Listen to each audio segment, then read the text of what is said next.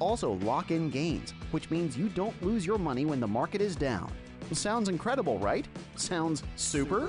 Super Roths are the way of the future, specifically your future.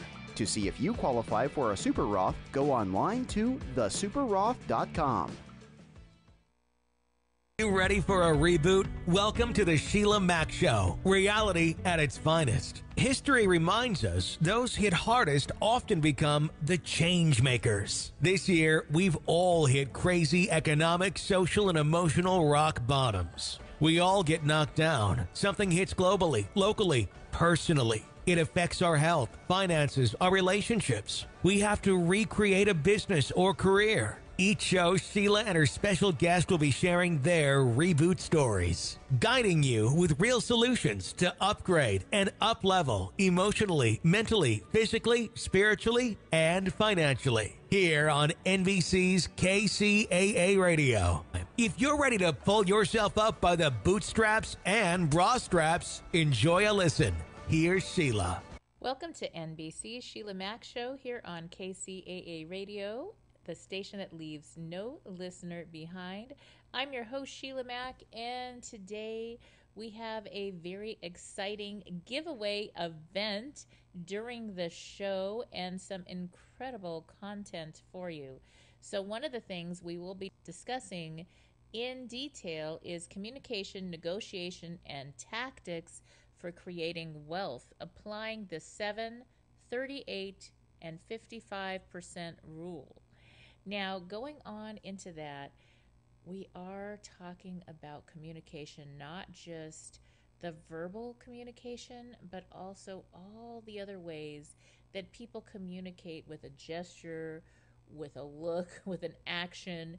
There's so many different things, and learning about this 7%, 38%, and 55% rule can really help you with your communication and negotiation tactics in today's very interesting times.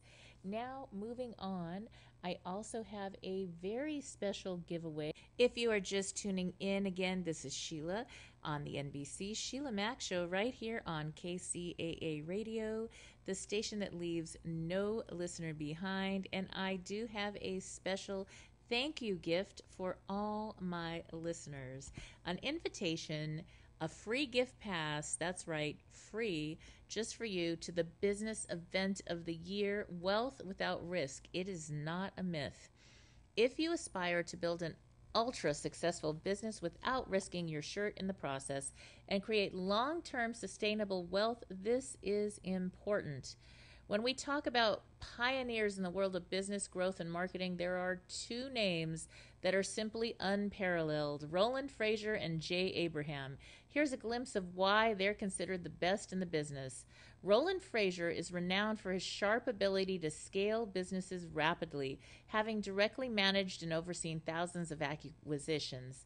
Co-founder, principal of 5 different Inc. magazine fastest growing companies in the e-commerce, e-learning, real estate, and SaaS spaces, founded, scaled, or sold over 24 different businesses ranging from consumer products to live events to manufacturing companies with sales ranging from $3 million to just under $4 billion. And Jay Abraham, who has a legendary reputation as one of the world's leading business strategists. He's responsible for over 50 billion, yes, billion with a B, in increased revenue for different industries across the globe. When Jay speaks about growth, the most respected business owners on the planet listen. People like Tony Robbins, Diamond John, Stephen Covey, a founder of FedEx, Planet Fitness, Bulletproof Coffee, Icy Hot, Entrepreneur Magazine, and Keller Williams, all have been influenced by him. That's right. Jay personally has been a masterful thinking partner and key influence on me and my business as well. Now here's the kicker. Both these legends have come together to share their decades of experience in business wealth without risk. It is a remarkable 447-page book that teaches you how to create the income and wealth of a lifetime every 3 to 5 years. Now, if the top 1% of business owners need mentors, it would be these two guys. That's not just my opinion. Forbes called Jay one of the only 5 they said to be the real thing. Tony Robbins says Jay is the very best strategist he knows. Digital marketers the world over say the same lofty things about Roland. And this is your opportunity to learn directly and comprehensively from them live. So, why is this such a big deal? It's a way for you to shortcut your path to wealth. There is no quicker way to shortcut your path to true wealth without taking major risks than the path that Roland and Jay have outlined in Business Wealth Without Risk. You'll gain some of the best high-value insights during this free virtual event. Rare, real-time interaction. This isn't just your chance to gain insights from great content, but a chance to ask and interact live with these two business titans. The opportunity to interact with Jay Abraham and Roland Frazier without paying their 6-figure consultation fees is invaluable. And remember, for those who attend the live, there's a surprise waiting. It's a secret for now, but let's just say it's a representation of the immense value they bring to the table. Trust me, this is more than just an event. It's an investment in your future. All right, so for those listening in, if you are on the KCAA radio station, if you scroll down toward the bottom or middle of the screen, you'll actually see a pretty big banner about this gift to you event, this bonus event. And this will take place on September 23rd live. However, if you click the link after, if you're listening after that time, there will also be recordings available. So get your free guest pass now. It is available on the station site, and it is also available on my website, SheilaMac.com. If you look up events, at the top, there's a blue banner way at the top on my website, and that also will lead you right to the event page. That is my bonus gift for my listeners for this month. So SheilaMac.com, or also on the station website, you will be able to get your free tickets. And now I'm going to share a little bit more about our show today. And welcome again to the show. If you are just tuning in, this is NBC Sheila Mac Show here on KCAA Radio, the station that leaves no listener behind. I'm your host, Sheila Mac, and I'm here in collaboration with my good friend, John C. Morley. John is a serial entrepreneur, engineer, marketing specialist, talk show host, member of the U.S. Press Agency, writer, video producer, and president of his local Chamber of Commerce, a 501c3. John has inspired children and adults of all ages to find their passion. Through his personality and knowledge, he gets people excited to learn about themselves, others, and of course, science. You can quickly check out some of the past experiments he has conducted by going to YouTube and typing Science Fridays with John, or visiting BelieveMeAchieve.com to see many of his fabulous creations.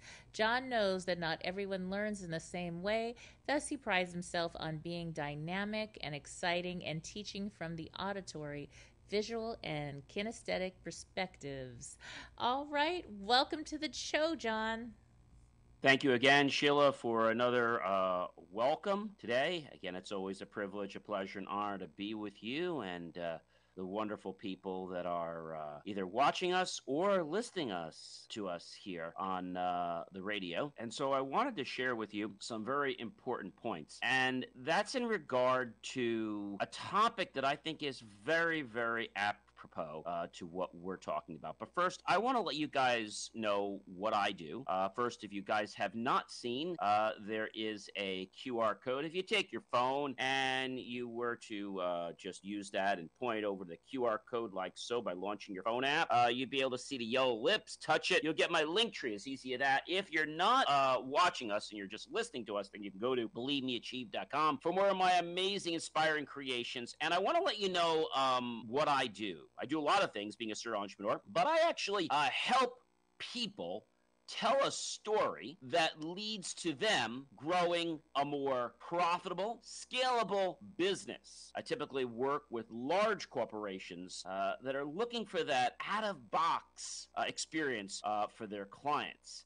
So you guys can learn a little more about some of the stuff I've done, but I did want to share that with you so you guys know what I do, because I know you guys see me on here and I do a lot of things, but I help people by telling stories, creating amazing press releases, videos, and getting more exposure to their business. Really some jaw-dropping social media. And if you guys check out my social media, you'll know that my social media never gets banned. And that's because I don't sell in any of my social media. I educate. And if I ever do a sell, it's a very soft hint, but it's so subtle that nobody ever picks it up. But 99% of my social media posts that go out just for my own businesses, for each business, I think we do like 6 posts a day, one for each social media channel. So pretty cool there. So let's talk about what the topic is today, because I think that's really relevant. And that is something that I think you guys are going to find, I'm going to say, very, very interesting, because, you know, when we think about how we improve our lives, one of the biggest ways that we can improve our lives every single day, you know what that is, ladies and gentlemen? It's really simple. The easiest way that we can actually improve our lives is what? What do you think the easiest thing we can do, ladies and gentlemen, to improve our lives? There's something we can do every single day to improve our lives. Understanding the 7%, 38%, and 55% rule. But what is that? Communication. I think a lot of people get tongue-tied because they don't know how to communicate. We see this in so many different facets of life. But first of all, who was the genius that came up with this 7%, 38%, and 55% rule, which is very fascinating? Well, it was a psychology professor named Albert Mehrabian, a psychology professor, and it was first uncovered in the book he put out called Silent Messages. And he did a lot of studies, but 7% of that pie that we talk about, 7% of it is the words that you choose. 7%.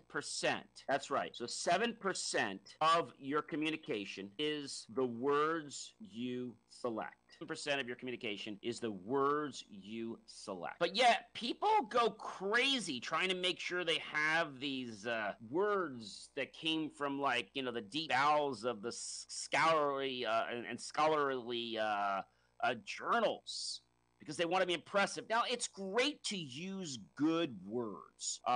It does give you some credibility, but in the actual communication context, if we're not using it for anything else, like citing, sourcing, etc., or becoming a SME, a subject matter expert, or like myself, I'm an international member of the international press, words don't mean as much as we think they do. All right, so you might be saying, hey, John, where the heck is the other 93%? Where is it? Well, I'm going to share that with you. The next thing we're going to talk about is another component of your communication. You know what that is, ladies and gentlemen? That's going to be the tonality. Tonality. What percentage is the tonality? 38% of your communication is the tonality. 38%. Where's the other 55%? I thought you'd never ask. So the remaining 55% of your communication is, what do you think it is? What do you think it is? I know you guys know. You've heard it before. What is it? The remaining 55% of your communication is nonverbal body language. Now, I could do a whole cast just on nonverbal, so we're not going to get into that as deeply today. I just want to explain a little bit about this rule, and so you guys can understand it. And then I'm also going to talk about some of the different common, let's say, theories for communication, which I think are very relative to this. Nonverbal communication is where we will consciously or unconsciously express our feelings and our attitude, right? I'm not going to go into all of them, but what happens if I'm sitting here and I do this? If I'm in a line, I suddenly do this. What does that show? It shows that I'm not open to hearing what you have to say. I'm bored, right? Or, you know, what if I do something like this? This usually indicates that I'm trying to hide something, okay? There's lots of other ones, but I just wanted to give you a couple. And so if my hands are open like this, okay, or they're open wide or something like this, that means that I am open. But if I do this or I clap my hands, just so you can see my two arms together like this, you can kind of see on camera, then I'm not open. I've got my hands full. A lot of times people do this when, they're impatient, they're waiting, and they just stand like this. And they may be smiling, but deep down, they're annoyed. They are really annoyed. So we're going to talk about nonverbal in another cast, but not today specifically, because I could talk about nonverbal for eons. So who uses this? Well, people that are in negotiation, people that are involved with law enforcement, that could be legal, that could be police, etc. Right? What's the implication of, let's say, using this? First impressions, client or customer retention, right? That's really important. But there are limitations to this. The limitations are very important to understand. What do you think the limitations of this are? If you had to think for just a second, what are the limitations of this rule? I mean, it sounds like it's a pretty good rule, right? But what are the limitations of the 738 55% rule? Think about that for a second. What are the limitations of the 738 55% rule? What are the limitations? So there's one that's very, very important, all right? And the 738 55 has attained this, I don't know, like a clique type vibe where everyone believes it's, one size fits all. Unfortunately, in the world of personal communication, we can't do that because Morabian clearly states his rule is only applicable in situations where voice, tonality, and body language are inconsistent with the word spoken. In other words, we can't assume that nonverbal behavior is going to override or dominate communication in every context. The rule is also useless in a digital context where communication is only word-based, right? When we think about emails, now we can't really tell how someone feels or the emotions going through their head. I mean, obviously, if they keep the caps lock on and they type, that's the equivalent of shouting. Some people will use emojis to try to put the feeling into there. But generally, we can't figure out what's going on in a prospect's mind or a friend's mind through an email. We just can't, even in a text. There's this complete disconnection to the emotional context. And you and I both know that we make a lot of our decisions based on emotion. Is that bad? Well, if you're going to buy something, all right, maybe you're going to buy, I don't know, you're in the store and you're going to go ahead and buy a candy bar. Not a big deal. Let's say you're going to buy something more substantial, like a new home or you're going to buy a new car. The emotions are important. However, it's also paramount that we don't allow those emotions to sidetrack us into just doing something without looking at the other things that are necessary, such as financial, such as, is this a sound judgment, other than I feel a certain way.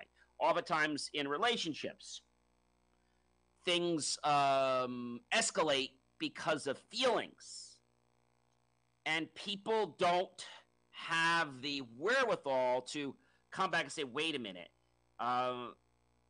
this isn't going where it needs to go. I need to get clear about some things from the other person. And if I can't get clear, then maybe I should end it, or maybe we should take a step back. So that just gives you a little bit of an idea there. I think that's important to understand. So nonverbal is where a lot of the game is played. It's where a lot of the game is played. But as he says, Morabian says, it's only applicable in situations where voice, tonality, and body language are inconsistent with the words spoken. So what does that mean? He states his rule is only applicable in situations where voice, tonality, and body language are inconsistent. So if I said to you, yeah, I like you, but I do this. So my body language is telling you that I really don't want to be around you, right? So I think that's important. When the words, when the tonality and when the body language are congruent or consistent, then the rule doesn't, obviously the rule doesn't apply. So how we say something is important, okay? for example, let me take the common one, again, getting back to our thing here, 38% of your communication is the tonality. So here I'm going to give an example. You did a great job. That probably allows you to feel that you did a good job and that I'm pleased. Or I could have said something like, you did a great job. Or maybe something like, you really did a great job. It's kind of like there's a hesitation in my voice. Let me give it to you again. You really did a great job. You're kind of confused because it's like I'm not as definitive as you did a great job and then you did a great job. It's making me think that I'm probably not happy with the job you did, right? Or how about this one?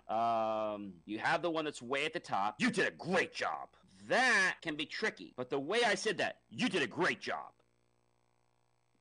It's hard to tell in my tonality if I really mean you did a great job because I almost sound angry. Let me try another one. You did a great job. It's hard to understand. You did a great job. You did a great job. You're kind of confused. Or you did a great job? I'm not even sure. I wouldn't even believe that.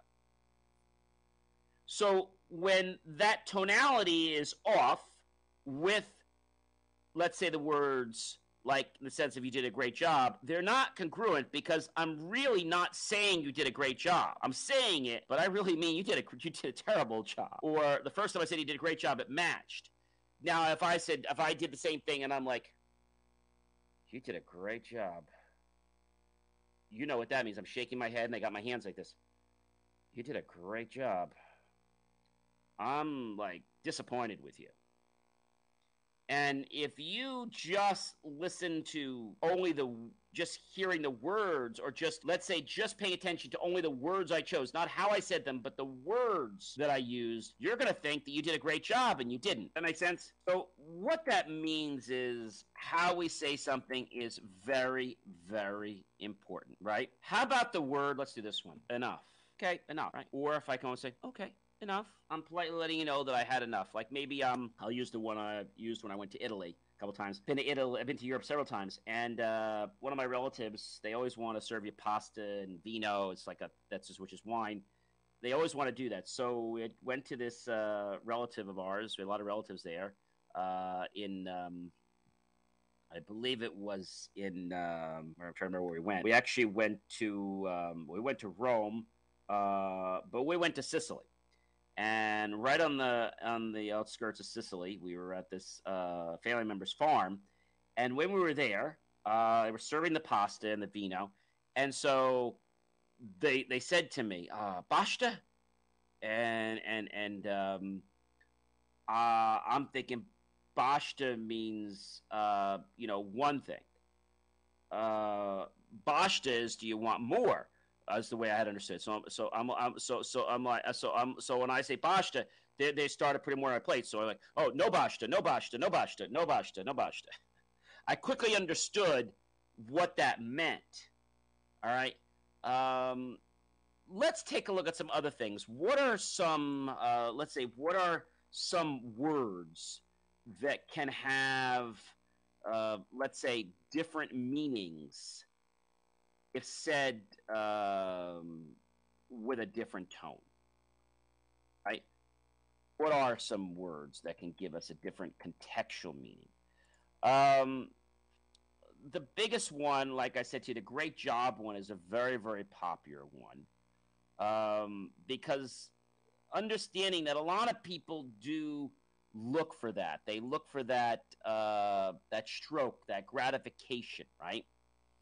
I think one of the ones that I like a lot is going to be an example. When somebody, let's say, uses a tone like, I'll give you a perfect example. So I just finished talking to you, and you finished doing this job. And let's say you really did a great job. I might say something like, you really knew what you're doing. Okay, that's convenient that I really know what I'm doing. And so I could say it another way. You really know what you're doing. Or, you really know what you're doing? It's like I'm questioning you. Hear the difference? You really know what you're doing. You really know what you're doing? You hear the difference, right? How about, I'm sorry? I'm sorry. That's genuine. I'm sorry. That's an arrogant response. I'm sorry that happened to you. I'm sorry it happened to you. It's like I don't really care. So the tonality, if we pay attention to it, is really going to share hidden meaning. But most people don't take the time to listen. All right. There is the game of telephone. You probably remember the game of telephone. It was invented many, many years ago, back in the... And so I think it was the first, the first game of telephone was played, if I remember correctly. It was played in the late 1870s. And it was a way to get kids to learn how to communicate better. And what you do is you whisper into someone's ear a phrase. And then they whisper to the next person's ear and the next person's ear. By the time it gets to the end, it's nowhere near what you said. Okay? A good phrase that's used in the game of telephone is, the quick brown fox jumps over the lazy dog. That gets so messed up, I can't tell you. I know one time we played the game of telephone, same thing. And when we were doing the game, it was like we started saying something about, did you like the book? By the time it got to me, which was around the 80th or 90th person, are we finished reading the book? Because it's lunchtime. And the original phrase was, did you like the way the author, made his case for the character being a good guy? It was something like that. And it turned out to something like, did you like the book? Because it's almost time for lunch. Like, it changed differently. Or you might say something like, we're about to start the training, or we are all finished with our training, and summer will begin starting tomorrow. That comes out something like, so we're in training, and sometimes that part gets left off, or we're in training and I hope there'll be a summer. Like, people just like, they change one word, and by changing one word, it can change its context and meaning. I think that's really powerful. So definitely today, tomorrow, and the rest of your life, pay attention to how things are said. Same goes for yourself. So a multi-pronged way people communicate is emotions. And again, it's only valid when there's a conflict between communication methods. So let's talk about some of the communication thinking processes. You have critical thinking, which is when one analyzes and observes facts, evidence, or arguments to form a judgment or a conclusion. That's what we call critical thinking. Taught that in school a long time. There's something called second order thinking, or what we call today lateral thinking. And what that does is that is designed to inspire people to consider all possibilities, do what no one else is doing, think outside. And I have to tell you that, when I think about this, you have to realize that you got to be different, because if you're not, someone else is going to be top of mind. You got to make sure that that prospect or that person keeps you top, okay? That is very, very, it's very important. And you might be saying to me, John, like, how can that be so important? Well, it is, because when we start to understand how it works and how people work, it gives us a completely different idea. And thus, we need a way to be able to discern what's going on. We need a way to discern what is going on. And if we can do that, then I feel there is a big promise for us. Now, there's something called bounded rationality.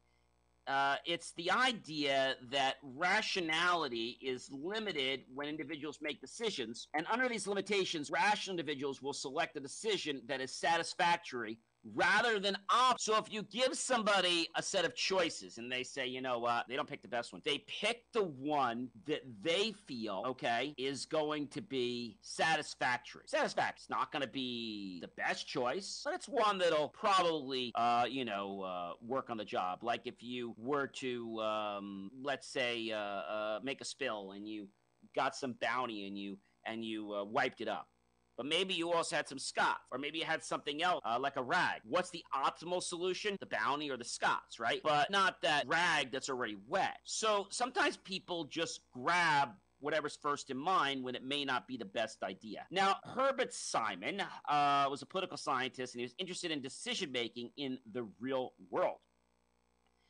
And he came up with something very interesting called the Dunning, D-U-U-N-I-N-G, Kruger effect.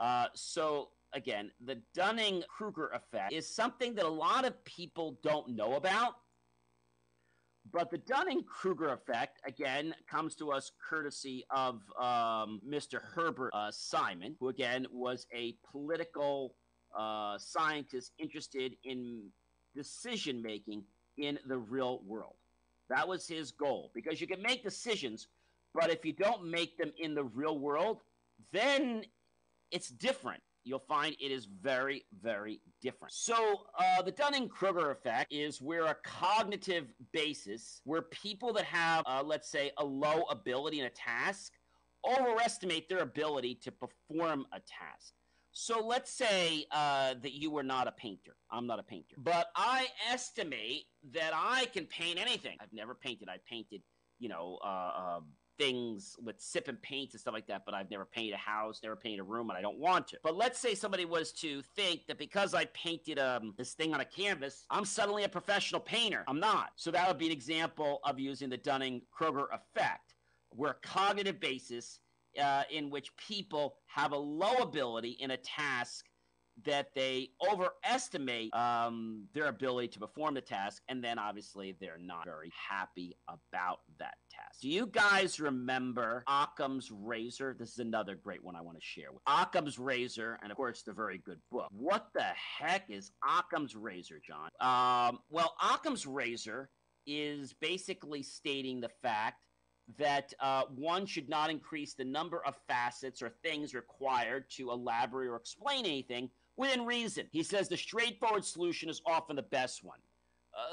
The easiest way to explain this is, many of you guys probably don't know that I've been a sailor for a long time, and I've been sailing competitively since I was about 7 or 8 years old, and I learned to sail probably when I was about 6. So by 7, I was already being a crew and starting to be a competitive skipper, which is the captain of the boat.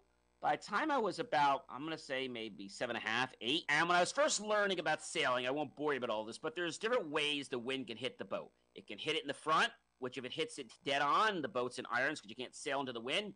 The wind can hit just off to the bow there on the left or the right, and that would be basically beating, and the sail has to be put all the way in, and then you kind of like head off just to what luffs, and then you kind of push the tiller so that you want to pull the tiller basically just a little bit away, get that sail filled up just a little bit, and then just ease off a little bit just to what luffs and stay right there. Then you have a reach if the wind hits the side of the boat, either side of the boat by the cockpit, and the sail has to be out halfway, and your centerboard has to be up halfway. Then there's a run if it hits the back of the boat.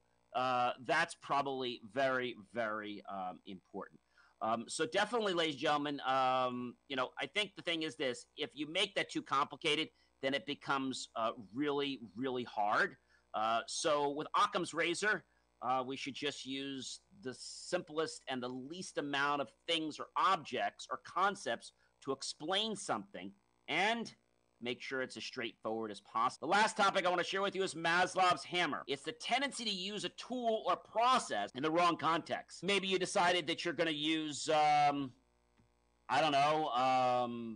hammer, and you really should be using that on a nail, but not on a screw, so you need to use a screwdriver. Using the wrong tool with the wrong application can cause issues and can cause poor results. So there are lots of great things, and the last one I will leave you with is the IKEA effect. People feeling to value something more when they build it themselves. That is really cool. Definitely be sure to go to believemeachieve.com. Go ahead and get yourself a ticket. You save $20 when you put in the code JCM9KCAA.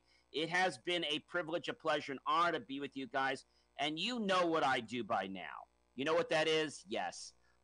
Ladies and gentlemen, I actually help people tell a story that leads to them growing a more profitable and scalable business. Reach out to me if you have more questions. You can go to orbitalmediahub.com, believemeachieve.com. You can also reach out to my office at 973-291-6271. It's been great being with you, and turn this back over to you, Sheila. I can't wait to hear how you're going to share some other great details about your industry, and I can't wait to see you next week. Take care, everyone. Be well, and remember, when you communicate, understand the 7%, the 38%, and the 55% rule, because it'll affect whether you're successful or not. Take care, everyone, and we'll see you real soon. Over to you, Sheila. All right. Thank you again, John. And John will be back next week with another exciting episode. And so we will be working together in this collaboration for business leadership and the focus of real estate and property for profits investing. So now I'd like to continue with a little bit about what John shared about and how that actually relates to the real estate industry and your purchasing power during this very interesting time. So, getting into the different types of leadership power that John really explained very well, I want to go into how they play a crucial role in your real estate investment journey. One of the most important things you can do is to make sure whether you are buying or selling your home or commercial property, investing for passive income, whether it's your first home or you have many properties, it is really important to make sure that you work with an agent that has your best interest at heart. And that is going to make all the difference. So you want to make sure that you're working with an agent that has the leadership skills that you need to help you get the top dollar for your sale or to help negotiate the best price for your purchase. And that is something that gosh, it can make all the difference between how much you get for your property for sale or how much you are able to get into a property for. So legitimate power comes from knowledge and expertise. By educating ourselves about the real estate market, local regulations, and the property trends, we empower ourselves to make informed decisions. And obviously, this may be, if real estate is not your main job, obviously it is best to work with a professional that has some years of wisdom and knowledge behind them. So for me and my team that I work with, I started investing in real estate when I was 19 years young, buying my first little triplex in Montrose, California. Later, I opened gift stores. The first one I leased at 23 years young, which now feels really young to me. Back then, I felt like I was all grown up, but there's always so much to learn. And so I opened that store, negotiated what I thought was a great lease. I did my own negotiation, not realizing a lot about negotiating a commercial lease. I did get 6 months free rent, and the owner of that property did give me money to remodel to make it really look like a beautiful department gift style store. So it was 5,000 square feet and $5,000 a month, $1 a square foot, which was a lot of money when you're 23. I did have time to make money and learn about that industry.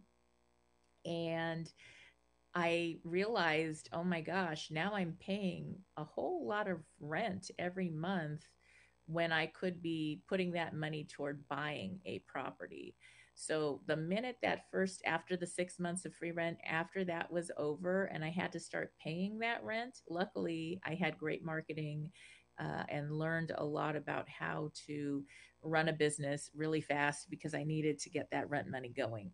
And I started to do well. But my goal right there on that first day of writing that huge check, my goal was to start buying my store properties from then going forward. So I started to save. And that's how I got into real estate. I ended up buying for other buildings and having my stores, additional stores in those locations, all in Southern California. And with that buying, I learned the 1031 exchange and how to buy and sell and what to hold on to and how to sell without having to pay capital gains. It's basically deferred capital gains with a special program called a 1031 exchange. And I ended up helping many other store owners to do the same because they were like, hey, you know what? That's a smarter move. I want to do what you're doing. So if you have an agent that you can work with, and I'd love to work with you if you're in California or anywhere across the US, I have a group of handpicked agents that I work with. When I refer you to another agent, I am your backup guide and I make sure that I connect you with an agent that is going to list your property or help you find your property with the same care that I would have, because that's very important to me. So you want to make sure that you have somebody that actually has invested themselves, if you're looking to invest, that actually owns their own property and knows that whole maintenance, upkeep, all the different experiences of being in the business of running property for profits, or even, do they even have their own home? So these are important questions to ask, and that's something that you could be looking for. Now, the next power we talked about was the power of, there's coercive power that refers to using incentives or penalties to influence behavior. So in real estate, understanding negotiation tactics and using them ethically can give us an advantage. So if you are a buyer, you want somebody that's really good at negotiating for you, and that's whether you're selling or buying. You want someone who is going to have your ethically have your best interest at heart. That is very important. So you want to make sure that you're with somebody that has a good track record of negotiations. And that is very helpful. I've negotiated so many commercial leases and homes, selling and buying over the years, many, many contracts, working with a diverse group of people. And that is something that is a priority because it has to be done ethically. And you have to make sure that your agent, whatever agent you work with, has your best interest at heart. And they do have a fiduciary responsibility to make sure to protect you, in that sense. But you want to make sure to interview whoever you're working with so that you do have an aligned value system, and make sure that everything is done ethically and properly. Now, referent power is all about building trust and rapport. As investors, we need to create strong networks, whether you're potential buyers, sellers, or fellow investors. So, an example is if you are working with me on, let's say, a sale.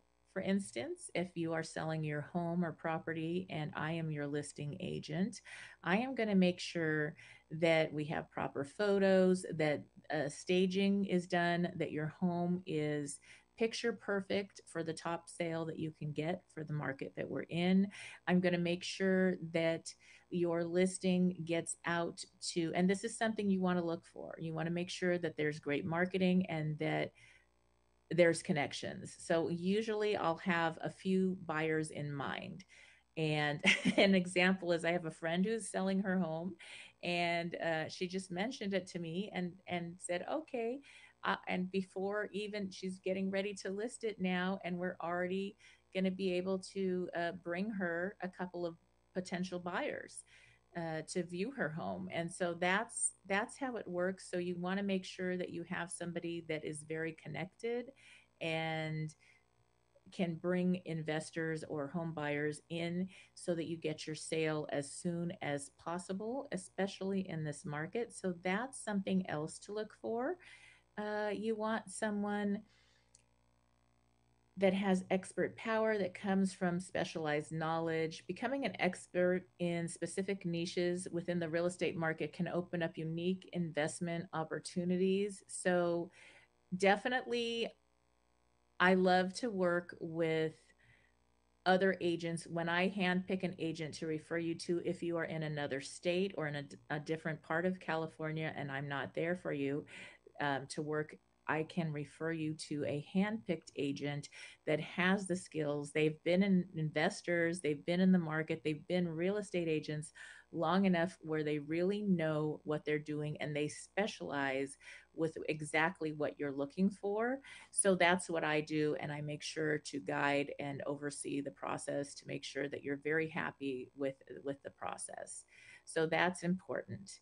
Now, for me personally, I have, like I said, been in the industry so many years. So I actually teach real estate, commercial investing, and 1031 exchanges to real estate agents who are learning to invest and do these exchanges for the first time.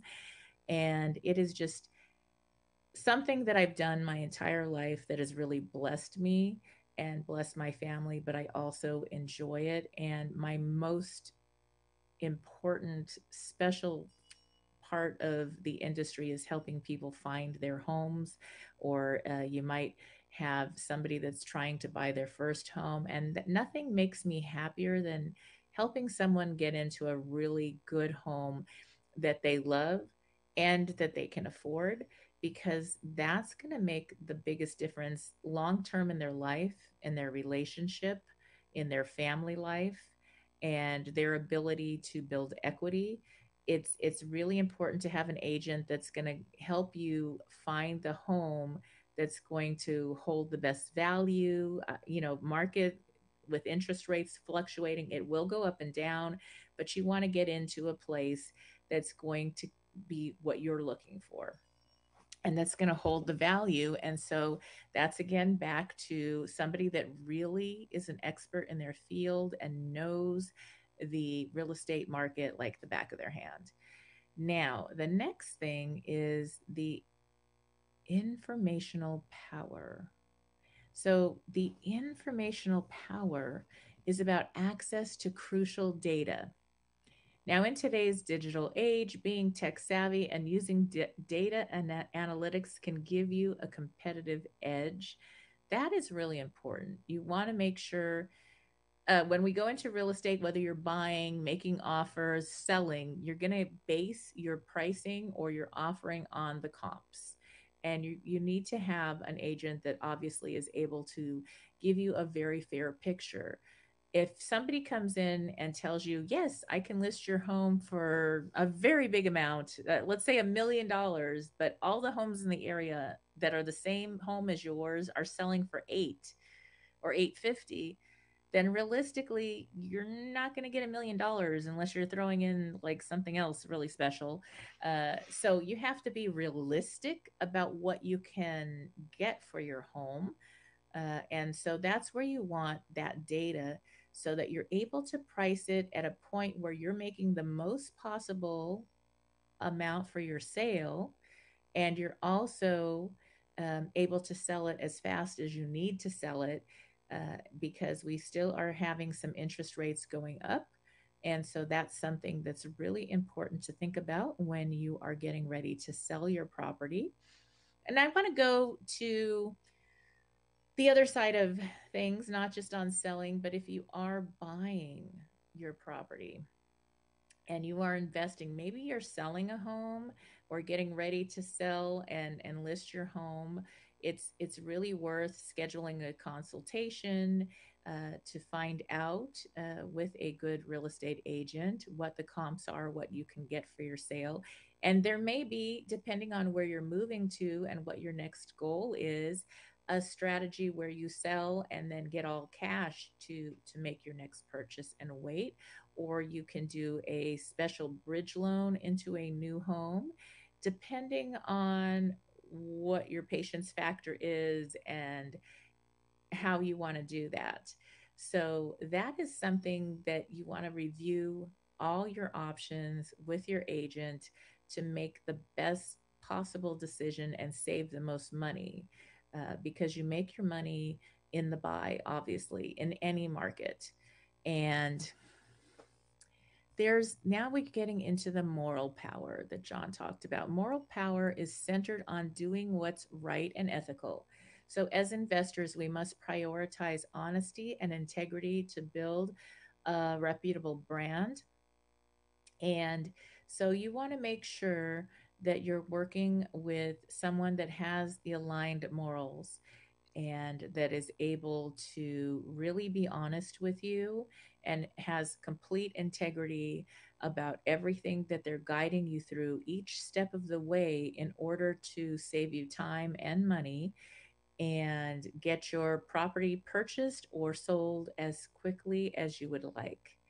Next is connection power. Now, connection power lies in building relationships with influential individuals. Partnering with the right agents, contractors, and professionals is key to success. So, I'm just using myself as an example. So, any good agent, this would be for anyone, you want to make sure that they are going to market your that listing. If they're listing your property, they're going to share it with other agents. They're going to do a caravan. They're going to do open house. They're going to go ahead and make sure that all the agents in their office and other fellow offices know about your home, about that listing.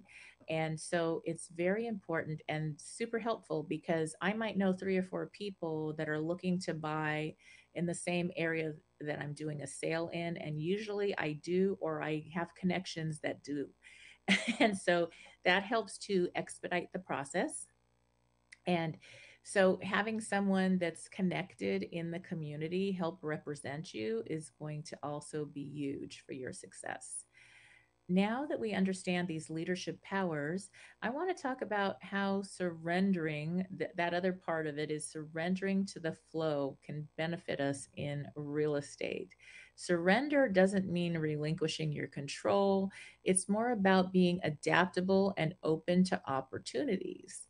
So that surrender looks different in different economies. Right now, with our interest rates going up, it's a little different, and obviously, cash is always queen. And don't think that something's not possible, because if you have somebody that's going to help you hunt for what you're looking for, if you're buying, or help make sure to get you the best possible sale price, that's your goal.